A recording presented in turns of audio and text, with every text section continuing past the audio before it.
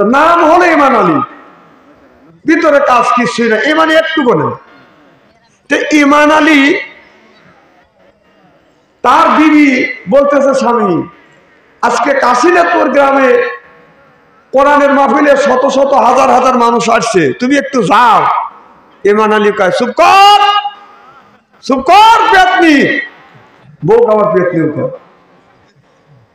প্রেম আর ভালোবাসা, আদর আর মহব্বত দিয়ে মানুষের মন যত জয় করা যায়, রিমেন্ডে নিয়ে দাওয়ায় মাইরিয়া মানুষের মন জয় করা যায়। ইমান আলী বিবি ইমান আলীকে বুঝাচ্ছে, আমার সোনা, আমার ময়না, আমার লক্ষ্মী, আমার আত্মা করি আত্মা। বউ স্বামী ঠান্ডা তো বলতেছে, আমি কোরআনের মাহফিলে গেলে তুমি খুশি? জীবনে 30 বছর ধরে তোমার সাথে বিয়ে শাদী হয়েছে, একটা দিনে তোমার ভালো কাজ দেখি নাকি? ঠিক আছে, তুমি হারিকেন লাগা দাও, একটু কোরআনের মাহফিলে যায়। হারিকেন বোঝেন তো? আমাদের দেশের যুবকেরা হারিকেন বোঝে না, এখন ওটা বিলুপ্ত হয়ে গেছে। তো হারিকেন লাগা দিছে ইমান আলী কোরআনের মাহফিলে আছে। বাংলাদেশে এমনও মাহফিল হয়, বসা তো দূরের কথা, দাঁড়ানোরও জায়গা পাওয়া যায় না। আছে না নাই? আছে। তো এই মাহফিলে যা ইমান আলী বসবে, বসার মতো কোনো জায়গা নেই। ঘুরে ঘুরে লক্ষ্য করে দেখে এইরকম স্টেজ, সামনে একটু জায়গা আছে, ইমান আলী যায় সামনে বসি। তো বসে ও তো জীবনে ওয়াজ শোনে নাই, ডেকোরেশনের সাজগোজ দেখে মনে মনে ভাবতেছে এইটাই মনে হয় ওয়াজ। আসলে কি এইগুলি ওয়াজ? তো পাশের লোকে জিজ্ঞেস করতে, ভাই জানি এইটাই কি ওয়াজ? কয় না এটা ওয়াজ না। কয় এটা কি? কয় এটা হলো ডেকোরেশন। ও ওয়াজ কাক কয়? কেন তৃতীয় বক্তা ওয়াজ করলে দ্বিতীয় বক্তা ওয়াজ করতেছে, এরপরে প্রধান বক্তা আসবে। দ্বিতীয় বক্তা তৃতীয় বক্তা বিদায় হয়ে গেছে, প্রধান বক্তা এরকম স্টেজে এসে বসছে, ইমান আলী পাশে বসে। কে বসে? জোরে বলুন। ইমান আলী পাশে বসে। প্রধান বক্তা এসে হাজার হাজার মানুষ দেখে তার আত্মাটা ভরে গেছে, প্রথম পর্যায়ে ওয়াজ করতেছে। আমার ভাইয়েরা, আপনাদের সুন্দর পরিবেশ দেখে আমার আত্মা ভরে গেছে, আমার মন বলতেছে ইমান এখানে আছে। হাত দিয়ে সরে করছে, ইমান এখানে আছে। ইমান সামনে বসে কাজ ছাড়ছি, আমি ইমান এখানে আছি, এই খবর হুজুর কিভাবে জানলো? ও আমি কোরআনের মাহফিলে আসবো না, বউ পাম্পটিতে পাঠা দিল, আর এখন কাই ইমান এখানে আছে। আমি ইমান এখানে যদি আসছি, এসে থাকি, এই খবর যদি হুজুর জানে, তাহলে হুজুর তো আরো ঘুমার ফাঁস করবে যে ইমান মানুষের আইলো ঠেলে, যা আমি এখানে থাকবো না। ইমান আলী থাকবে না, চলে যাবে। উঁচু হয়েছে, যাই যাই বাপ, একটু উঁচু হয়েছে, যাই যাই বাপ। এমন সময় এক পর্যায়ে মাওলানা সব ওয়াজ করতেছে। আমার ভাইয়েরা, দেশের অবস্থা ভালো না, আপনাদের সুন্দর পরিবেশন দেখে আমার আত্মা ভরে গেছে। আমাদের ভিতরে যে ইমানটা আছে, ইমানটা কিন্তু এখন যাই যাই বাপ। ইমান কয় সারছি, আমি যাই যাই বাপ। এই খবর হুজুর কিভাবে জানবে?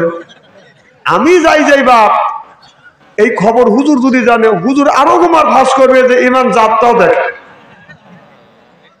এই বলে ইমান হামা গরু দিয়ে বাম পাশ দিয়ে গেটের সামনে চলে গেছে। যা গার ঘুরে দেখতেছে, দেখি হুজুর কিছু কয় না। এক পর্যায়ে মাওলানা সাহেব ওয়াজ করতেছে। আমার ভাইরা, দেশের অবস্থা বেশি ভালো না, তবে আমাদের ভিতরে যে ইমানটা আছে, ইমানটুকুন সব মানুষ মিলিয়া শক্ত করিয়া মজবুত করিয়া ধরো। যেই বলছে ধরো, ইমান আলী গেটের থেকে দৌড় চড়েছে যে সারছে। এত করে মানুষ একজন করে যদি খাবার দেয়, তো আমার জানি তো বাঁচবে না। বিশ্বাস করেন ভাই, ইরির খ্যাপ কেবলই পাকাইছে, ডেরেনে আর হাতালে ভাই যে কাদা দিয়ে দিয়ে জড়া গেছে। এদিকে ইমান আলীর বিবি ইমান আলীকে কোরআনের মাহফিলে পাঠা দিতে পেরে নিজের জীবন ধন্য মনে করতে পেরেছে। ঈশান নামাজ পড়ে আল্লাহর কাছে হাত তুলে দোয়া করতেছে,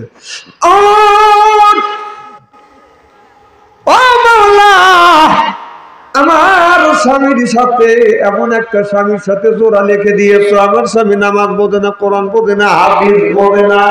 আল্লাহ, আমার স্বামীকে কোরআনের মাহফিলে পাঠা দিতে পেরে আমি আমার জীবন ধন্য মনে করতে পেরেছি।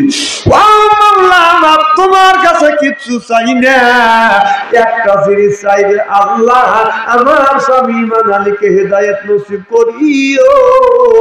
এই বলে বলে বিবি দোয়া করতেছে। ঈমান আলী যাইয়া ওই সময় পিছনে দাঁড়াইছে, কারণ ওই তো হেদায়েত শুরু। একবার হাত দিয়ে শুরু করছে, একবার পা দিয়ে শুরু করছে। ঈমান আলীর বোধ টাকাটা খেয়ে দেয়, ঈমান আলী পিছনে দাঁড়া শুরু করছে। ঈমান আলী বিবি বলতেছে, কত মানুষ কোরআনের মাহফিল থেকে হেদায়েত প্রাপ্ত আসে, আর তুমি এসে পাগলামি শুরু করলে। ঈমান আলী কয়, পাগলামি দেখলি কি? তুই যে পাম্পট্টিতে পাঠা দিলি, টাকা দেখ তোর ঈমানের অবস্থা। হুজুর যখন বললে যে সব মানুষ মিলিয়ে ঈমানকে শক্ত করে মজবুত করে ধরো, আমি যদি দৌড় না দিতাম তোর ঈমানের 12টা বাধা থাকতো। আমার ভিতরে সেই ঈমান গুণী আছে, ঈমানের 12টা বাধার কাম শেষ। যতক্ষণ ঠিক কিনা?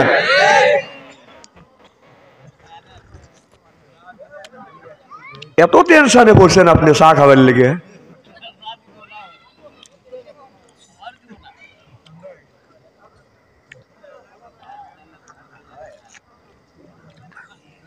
চা এরকম করে নিয়ম করে খাওয়া উচিত। ডাক্তারের কাজ যায়, গরম চা ডাক্তার খায় না। এই পাও ভাটারা বোঝে না, কারো হিট দেও। একটা ডাক্তারও বলবে না হ্যাঁ বিজ্ঞান বলছেন। ডাক্তারও তো বিজ্ঞানকে ভালোবাসে, কারণ বিজ্ঞান বলছে, আবার হাদিস শরীফের মধ্যেও আছে বেশি গরম খায় খায় কারা? পা ফাটারা। একজন চা খায় না জীবনে, তাকে চা দিছে মুখ পুড়ে গেছে। আমি গরিব মানুষ, দেখি তুমি গরমটা দিছে আমাকে। তো অবস্থা হচ্ছে এরকম।